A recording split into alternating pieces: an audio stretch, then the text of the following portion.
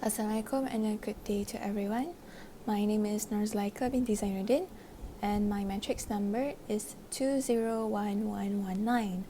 So today I will be doing the tasks given by Madam Shikin on the lecture for week 4 class 1. So there are six tasks that we were required to explain in this video. So I will begin right now.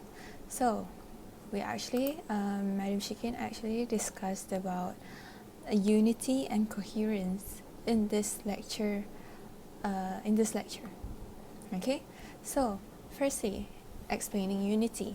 So in unity is actually, in my opinion, it is in a paragraph.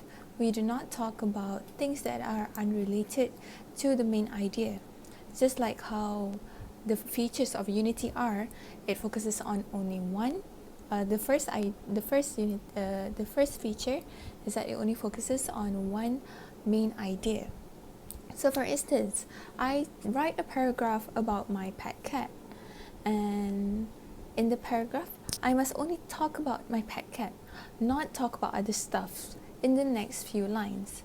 For example, I first talk about my pet cat, and then in the second line, I suddenly talk about the benefits of drinking water. No, that is not the way to make sure that there is unity in the paragraph. Okay, so the second feature of unity is that the supporting sentences must explain the main idea. The first sentence, which is the main idea, which is the second point. That is the second feature of unity. So basically, unity is things that we should not, we talk about only one main idea in the paragraph. We must make sure that it must be only focused on one main idea, and the supporting sentences must support the main idea. Okay, so the example of unity in a paragraph is that, okay, let's talk about that. I will write about my pet cat. So I have a pet cat. My pet cat's name is Ridwan. He is 2 years old. So in those three sentences, there is unity because I only talk about my pet cat, as well as the two other sentences, which are the supporting sentences, talk about the main idea, which is the pet cat. Okay, next, the task exercise. Madam Shikin has given us a task, which is the staying on topic. Practice 2, paragraph 1. So I think that the sentences that are out of topic is that there have been several interesting television shows recently about individuals with dwarfism, and many of these shows are very popular. Another off-topic sentence is, suppose parents want their average size son to be taller so he will have a better chance of making his high school varsity team. Those are the three sentences that I think is actually off-topic in this paragraph. Okay, so next is the coherence. I will now explain about coherence. So from my point of view, from what I think, from what I've heard from Madam Shikin's lecture just now, so coherence is ensuring that each sentence in the paragraph is smooth when we read it. You know, like we don't feel like it's awkward when we read from one line to another line. So in other words, when we read from one sentence to another, it can be seen that it is linked together. It is clear and understandable when we read it. Okay, so there are also no sudden jumps in terms of topic, as well as probably in terms of sequence. Maybe we talk about the first step, and then suddenly we jump into the fourth step. So I think that is actually another sudden jump. So we cannot do that. Okay, so there are ways on how we can achieve coherence. So there are 4 ways, which are repeating key nouns, using consistent pronouns in a paragraph, transition signals, and also logical order. Okay, so firstly, repeating key nouns. Repeating key nouns. Okay. So what we do here is that we repeat a specific noun that we will stress out throughout the paragraph, inside the sentences, to ensure that the audience knows that we are talking about that specific topic, that specific noun, and we can see that each sentence will talk about the noun. So for example, I'll write about having pets as a companion. So these are the sentences in the so-called paragraph. Okay, so pets are wonderful animals. They are usually the companion of humans. Almost every animal lover would keep a pet. They can help relieve stress faced in the human's daily life. Okay, so as you can hear from what I've given just now, the sentences that I've given, I actually replaced pets with they. So we can use that in order to not make it like we keep on using pets all the time throughout the sentence. It will seem to be like you are overusing the word, you're overusing the noun. So you can replace the word pet as they. But then at the same time, if we use firstly we use pet in the first sentence only, but then afterwards throughout the whole paragraph, for example, maybe we have 7 sentences, and when we describe the pet, we use as they. That may cause a fuss. It's like confusion towards the audience, the readers, as well as ourselves. Like, who is they? Are we saying the pets, or are we talking about the owners? So we can use it time by time. So maybe we can use in the first sentence, you can say that pets. Second line, we use they. They. Maybe in the afterwards, maybe in the after few lines, talk about pets again. So we can see that we are not using it, overusing the words, both of the words. So it will fit well. It will make the paragraph look more coherent. Okay. Next is using consistent pronouns in a paragraph. So pronouns is he, she, they, her, him. Okay. Here we make sure that there is coherence in a way that, for example, I give you this line: Peter goes to school. Peter is a guy. Okay, Peter is a guy. And so in order to use pronouns here is that Peter is a guy, so we say he walks to school, or maybe he walks to school. Okay, the way that things don't go coherent is that for Peter goes to school, she, we don't use she. If we use she, who is she? There's only one person, there's only Peter, and we know that Peter is a guy here.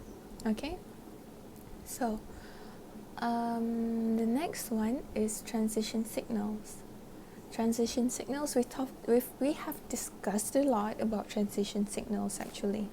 Okay, so there are four components in this transition signals, which is the subordinators, coordinators, adjectives, and prepositions. Okay, why transition signals is important in ensuring coherence? Okay, firstly, what is transition signals in the first place? Okay, so there are examples of it. For example, next, firstly, secondly, other than that, in short, in conclusion, for example. So those are the examples of transition signals that we can use throughout the whole essay, or even in a specific paragraph. Okay, so when we use these transition signals, we are actually we are signaling the audience where are we going in this paragraph. Okay, maybe we want to tell the audience, okay, we are going into an example, so we can insert the transition signal in, for example, blah blah blah blah blah, so the audience know, okay, this is an example. Another way that we can put it is that maybe we want to compare between one thing and another. So we can talk about this thing, one idea, and then in the second line we want to compare it with another. So we can say, in contrast to blah blah blah, the other point is blah blah blah. Okay, so it shows that we are comparing one thing with another. Okay, so the audience knows where we are going to. Maybe we want to close the paragraph, so we say thus, therefore. So the audience knows that, okay, this paragraph is ending. This might be the last sentence for this paragraph. Okay, and the final one is logical order. Logical order, just like what I said just now, is like when we jump like from first step to another. Yeah, that is something as in logical order. So we have 3 things in logical order. Firstly is chronological order, in which just like what I said just now, the steps, or maybe in the morning we can write in the first paragraph, in the evening second paragraph, at night in the third paragraph. That is chronological order too, but it is usually used in steps more, like how we bake a cake, how we make nasi goreng cili api, for example. Okay, so next is logical division of ideas. This is what we usually use, for example, when we write benefits, advantages, impacts of blah blah blah, any topic. So this is what we use, logical division of ideas. And finally is comparison and comparison of contrast, if I'm not mistaken. Yes, comparison or contrast. So maybe we in a paragraph we can talk about the positive thing, and then half of the paragraph, in one paragraph we talk about one idea, but then we are comparing it in 2 perspectives, a positive perspective and also at the same time a negative perspective. So we can talk about, in the upper part of it we can talk about the benefits of it, but then in the lower part of the paragraph we can say, in contrast blah blah blah blah blah. That is a comparison or contrast way, and that is a part of logical order, which is a way to achieve coherence. So finally, I also have to describe what conjunctive adverbs, coordinating and subordinating conjunctions are with examples. So firstly, conjunctive adverbs. So conjunctive adverbs are words that connect 2 independent clauses. These clauses, they can stand by themselves, but then we are connecting them together. For example, the examples of conjunctive adverbs are besides, instead, and also. For example of a sentence is, instead of riding the bus, Akmal walked to class. The conjunctive adverb that I used here is instead. Okay, and next is coordinating junctions, a word that joins 2 elements, verbs, 2 elements. So basically it must be both the same element. For example, a verb is one verb and another verb, one noun and another noun, both must be adjectives, for example. The examples of coordinating junctions are and, but, for, so. So an example of a sentence that I can give for this one is, Kim Seok-jin is a very handsome and talented singer. So it is actually from the sentences, Kim Seok-jin is a very handsome singer. Kim Seok-jin is a very talented singer. So I combined it, the two adjectives, I made it together, I connected with and. Okay. The last one is subordinating conjunctions. A word or a phrase which connects a dependent clause with another independent clause. This clause cannot stand by itself, but this other clause can stand by itself. So basically, it's more of a this happens and it causes this. So basically, cause and effect. Okay, so the examples of the subordinating conjunctions are although, even though, if, unless. Okay, so an example of a sentence that I can give is that even though he knew that leaving her was gonna break her heart, he still left her. That is an example sentence of subordinating questions. So that is all. Thank you.